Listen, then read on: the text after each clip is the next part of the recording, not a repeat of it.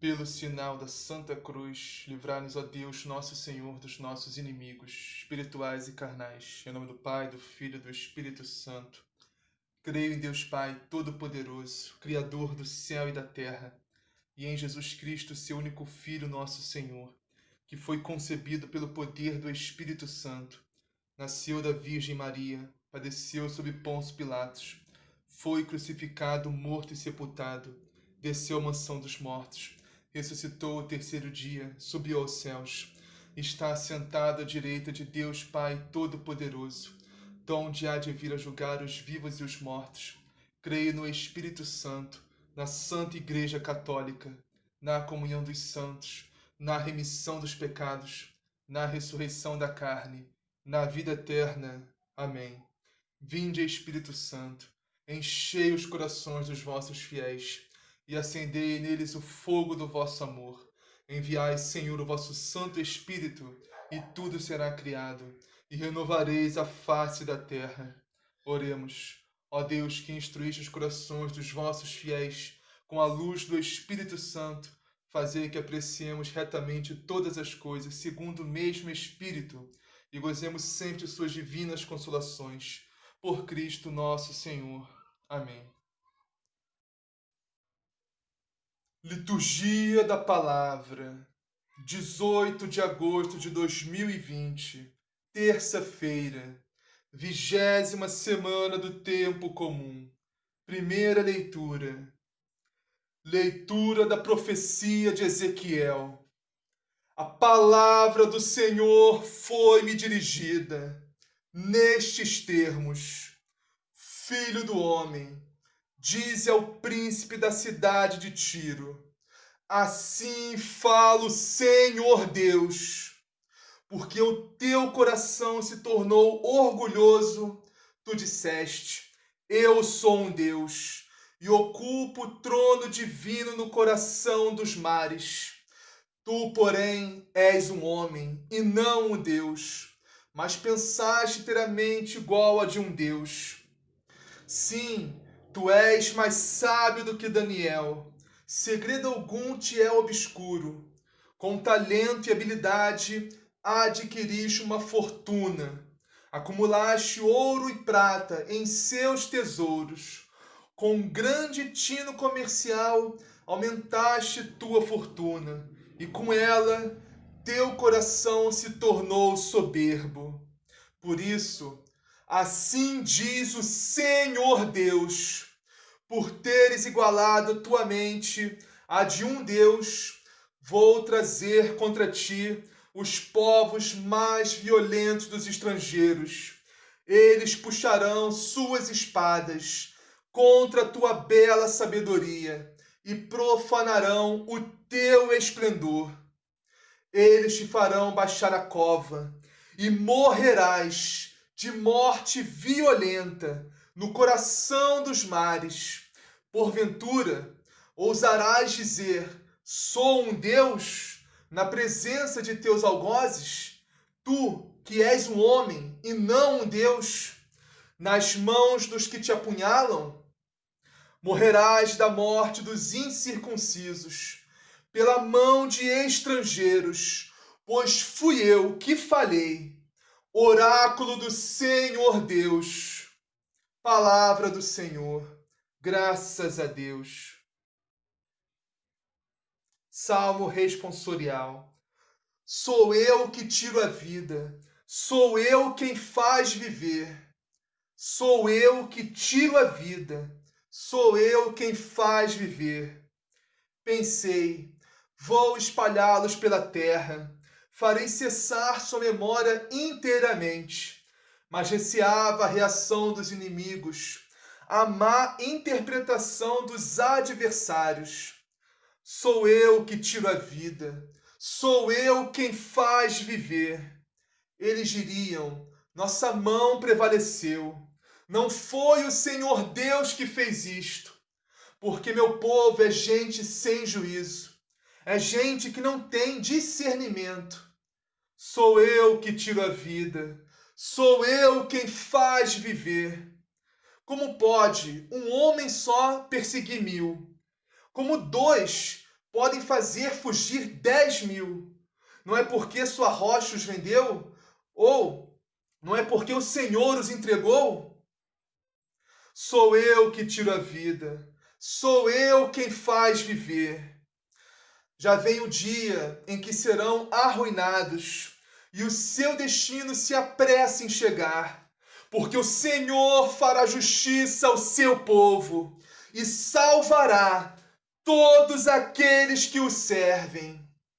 Sou eu que tiro a vida, sou eu quem faz viver. Sou eu que tiro a vida, sou eu quem faz viver. Evangelho, o Senhor esteja convosco, Ele está no meio de nós. Proclamação do Evangelho de Jesus Cristo segundo Mateus. Glória a vós, Senhor. Naquele tempo, Jesus disse aos seus discípulos: Em verdade vos digo, dificilmente um rico entrará no reino dos céus. E digo ainda, é mais fácil um camelo passar pelo fundo de uma agulha do que um rico entrar no reino de Deus. Ouvindo isso, os discípulos ficaram totalmente perplexos e perguntaram: Quem, pois, poderá salvar-se? Olhando bem para eles, Jesus lhes disse: Para os homens isso é impossível, mas para Deus tudo é possível. Em seguida, Pedro tomou a palavra e disse-lhe: Olha, nós deixamos tudo e te seguimos. Que haveremos de receber? Jesus respondeu: Em verdade vos digo, quando o mundo for renovado e o Filho do Homem se sentar no trono de sua glória, também vós, que me seguiste, havereis de sentar-vos em 12 tronos, para julgar as 12 tribos de Israel. E todo aquele que tiver deixado casas, irmãos, irmãs, pai, mãe, filhos ou campos, por causa do meu nome, receberá 100 vezes mais, e terá como herança a vida eterna. Porém, muitos dos primeiros serão os últimos, e os últimos serão primeiros. Palavra da salvação. Glória a vós, Senhor. Vamos iniciar a meditação de hoje na primeira leitura. Ezequiel, profeta Ezequiel, capítulo 28, versículos 1 e 2. A palavra do Senhor foi-me dirigida nestes termos: Filho do homem, dize ao príncipe da cidade de Tiro: Assim fala o Senhor Deus, porque o teu coração se tornou orgulhoso. Tu disseste: Eu sou um Deus, e ocupo o trono divino no coração dos mares. Tu, porém, és um homem e não um Deus, mas pensaste ter a mente igual à de um Deus. Olha, essa meditação é fortíssima, porque muitas vezes, nossa, nós também somos igualzinho esse príncipe de Tiro, que o profeta Ezequiel levou essa mensagem de Deus a ele. Muitas vezes nós mesmos queremos nos colocar no lugar de Deus. Muitas vezes nós mesmos achamos que nós sabemos o que é o melhor para a gente. Nós achamos que nós não precisamos de Deus.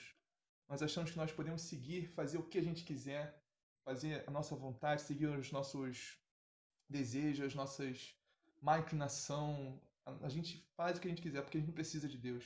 A gente se acha Deus. Quando a gente acha que a gente não precisa de Deus, a gente está se colocando no lugar de Deus.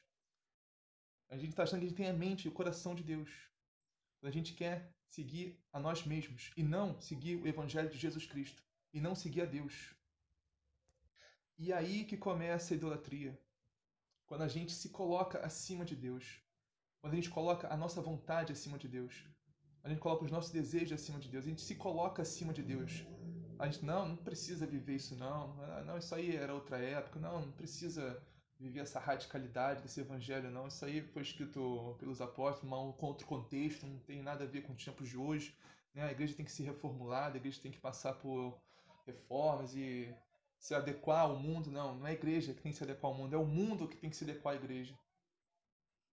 É o mundo que tem que se adequar às coisas de Deus, não é as coisas de Deus que tem que se adequar ao mundo, né?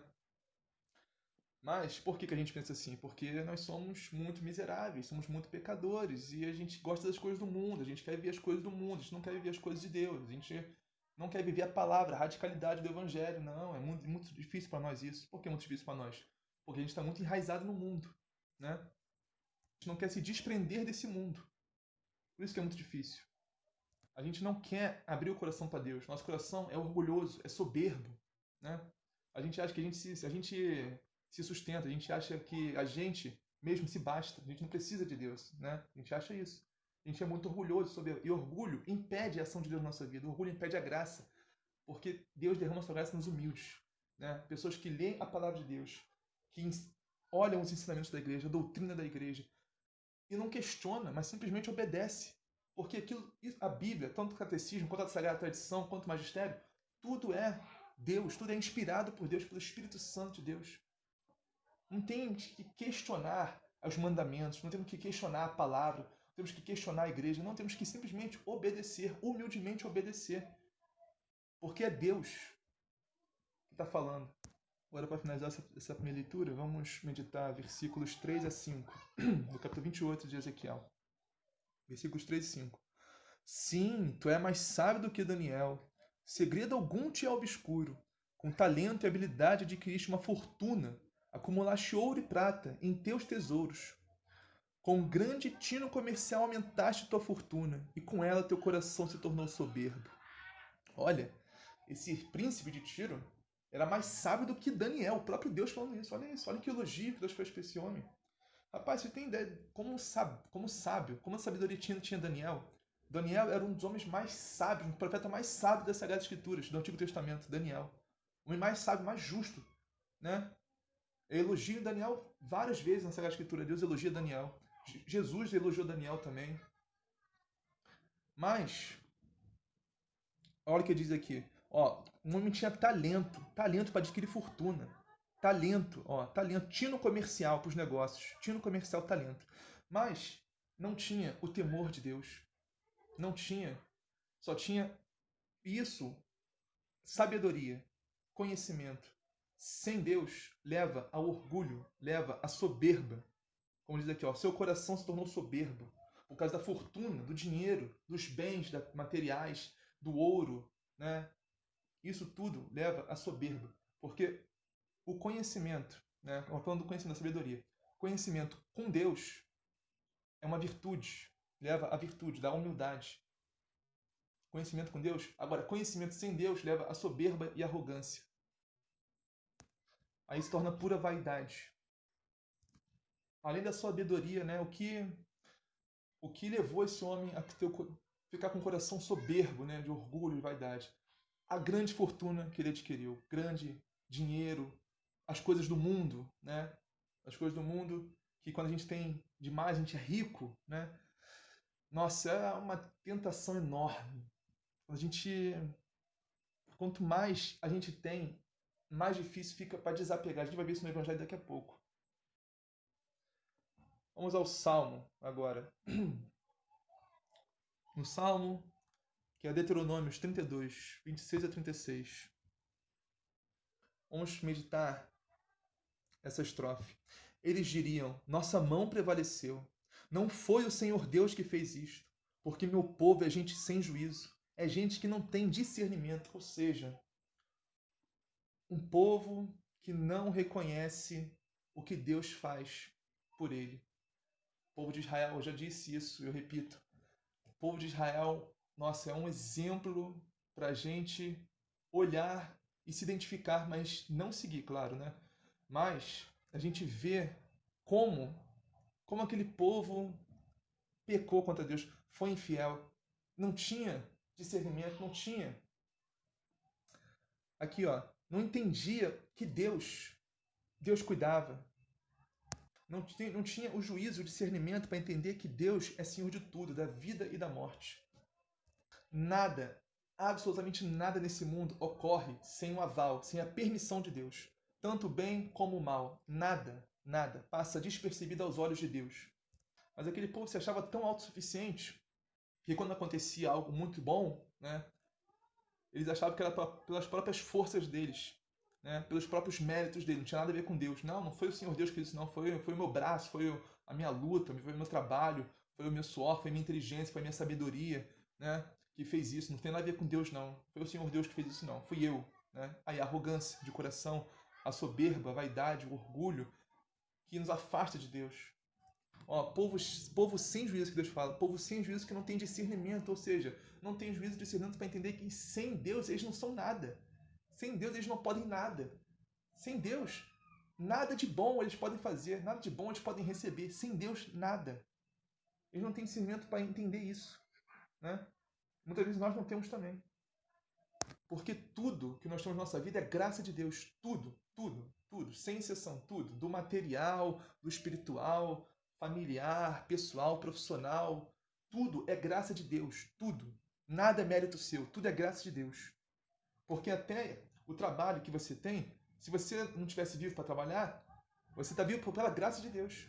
Né? Você está aqui, agora, respirando, vivo. Isso é graça de Deus. Vamos meditar o Santo Evangelho agora.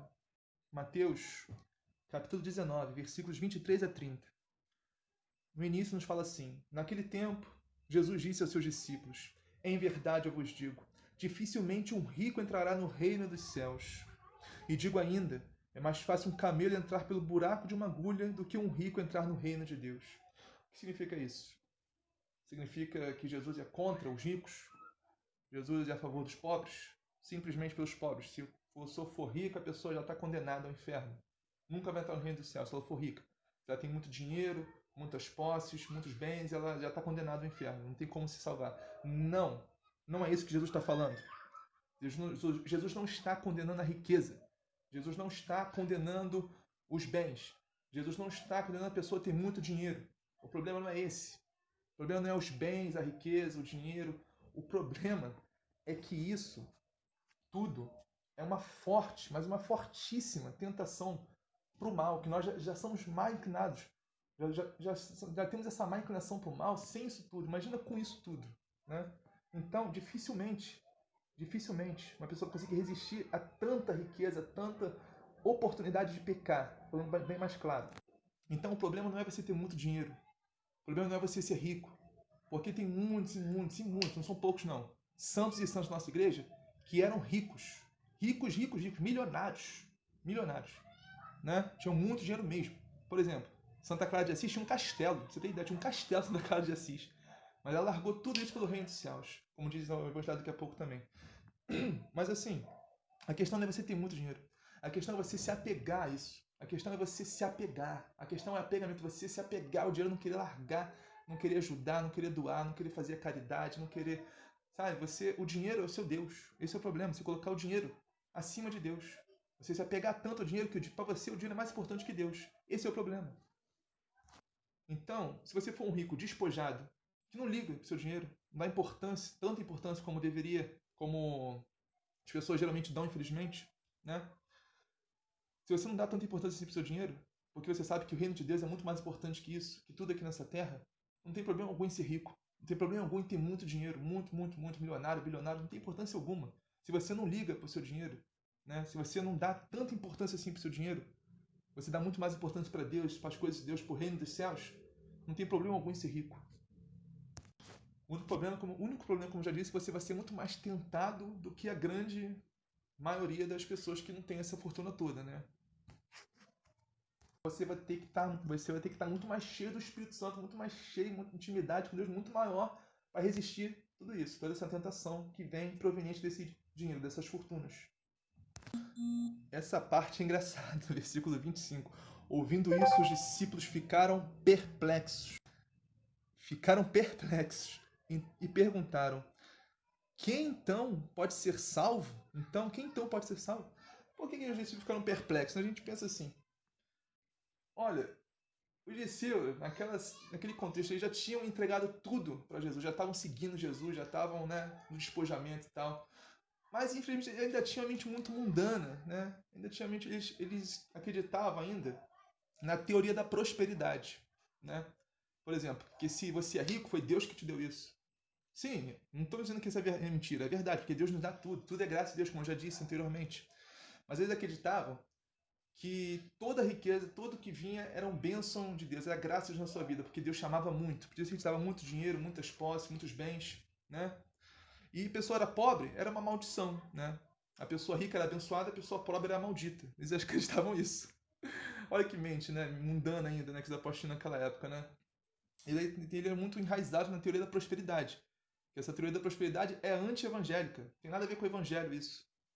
Mas ele tinha essa mentalidade ainda, né? Infelizmente. Depois eles melhoraram, claro, né? Cresceram na fé, no Pentecoste então, nossa, pô, outros homens. Mas assim, então eles ficaram perplexos com aquilo. Eles pensam, meu Deus, se os ricos, que são abençoados por Deus, têm tudo isso, não vão se salvar? E nós somos pobres. Nós estamos lascados então, né? Pô, se os ricos não vão ser salvos, nós então. Nós que somos pobres, miseráveis aqui, fiados, trabalhando nesse sol aqui, nós que não temos nada, não somos abençoados por Deus, né? Se os ricos, vai ser difícil os ricos ser salvos, nós então, o que será de nós, né? O que será dos pobres, né? Ele pensava assim, coitado. Aí Jesus aproveitou, né, essa falta de maturidade deles, né, para evangelizar. E Jesus olhou bem para eles e disse: para os homens isso é impossível, mas para Deus tudo é possível. Ou seja, para nós é impossível nós sermos salvos por nós mesmos, pelas nossas próprias forças. É impossível. O homem não é capaz. Nós somos muito miseráveis, muito pecadores. Nós nunca seríamos salvos se dependesse só de nós. Nunca, nunca. Por isso que o próprio Deus, Jesus Cristo, teve que se encarnar, né, e morrer por nós na cruz, né? E o Pentecostes teve que ser o Espírito Santo teve que descer em nós para nós termos força, né? Temos força. Deus que nos dá força, não é nós. Temos força para lutar contra o pecado, para lutar contra essa nossa má inclinação, esses nossos maus desejos, nossas más vontades que nos levam para o pecado, nos levam para o mau caminho. Entende? É Deus que nos dá essa força, não vem de nós, não vem de nós. Porque se viesse, nós teríamos lascados, nunca teríamos força suficiente. Por isso Deus fala, para os homens é impossível serem salvos. É impossível. Não tem como. Eles são miseráveis, são pecadores. Não tem. Pecado original, concupiscência da carne. É impossível. Mas para Deus, tudo é possível. Então nós somos salvos pela graça de Deus. Porque para Deus tudo é possível. Mesmo assim, nós temos que fazer nossa parte também. Porque o espírito é forte, mas a carne é fraca. Então nós temos que fazer nossa parte. Temos que buscar a Deus. Temos que nos esforçar para entrar pela porta estreita. Nos esforçar para sermos dignos de um dia estar na glória com Deus, no reino dos céus. Nos afastar dos pecados, nos afastar de tudo que possa nos levar a pecado, de toda ocasião de pecado. Nos afastar de tudo isso. E viver só de Deus, viver só do reino de Deus, colocar Deus em primeiro lugar na sua vida. Nunca colocar nada acima de Deus, nada, por melhor que seja. Porque tem coisas boas que a gente coloca acima de Deus, infelizmente, às vezes. Por exemplo, pai, mãe, irmão, irmã, coisas que são boas, são graças, são bênçãos de Deus na nossa vida. Mas se a gente coloca acima de Deus, isso infelizmente vai nos prejudicar a nossa entrada no céu. Porque no versículo 29, Jesus nos fala: e todo aquele que tiver deixado casa, irmãos, irmãs, pai, mãe, filhos, campos, por causa do meu nome, receberá 100 vezes mais e terá como herança a vida eterna. Ou seja, aqui Jesus nos fala assim, da total consagração a Deus, da vida religiosa, da vida sacerdotal, né? Sim, nos fala disso. Mas para quem é leigo, né? Para quem não vai se consagrar inteiramente a Deus, também a gente tem que se despojar de tudo isso. De mulher, de esposa, de marido, de filho, de filha, de mãe, de pai, de nora, de sogra, de avó, de avô. Tem que se despojar de tudo isso, porque nada é colocar acima de Deus. Nada, nada. Nada é mais importante que Deus. Nada nem ninguém pode ser mais importante que Deus na sua vida. E com isso nós receberemos 100 vezes mais, diz a palavra, 100 vezes mais aqui na terra e teremos como herança o reino de Deus, vivendo eternamente na glória, com Deus, a Virgem Maria Santíssima, todos os seus anjos e santos, na glória de Deus eterna, assim seja. Amém. Pai nosso que estás no céu, santificado seja o vosso nome, venha a nós o vosso reino, seja feita a vossa vontade, assim na terra como no céu. O pão nosso cada dia nos dai hoje, perdoai as nossas ofensas, assim como nós perdoamos a quem nos tem ofendido. E não nos deixeis cair em tentação, mas livrai-nos do mal. Amém. Ave Maria, cheia de graça, o Senhor é convosco, bendito sois vós entre as mulheres. Bendito é o fruto do vosso ventre, Jesus. Santa Maria, Mãe de Deus, rogai por nós, pecadores, agora e na hora de nossa morte. Amém. Esse último versículo, os primeiros serão os últimos serão os primeiros, a gente vai meditar amanhã. Vai ser o evangelho de amanhã. Então vamos lá. Vamos finalizar. Glória ao Pai, ao Filho e ao Espírito Santo, como era no princípio, agora e sempre. Amém.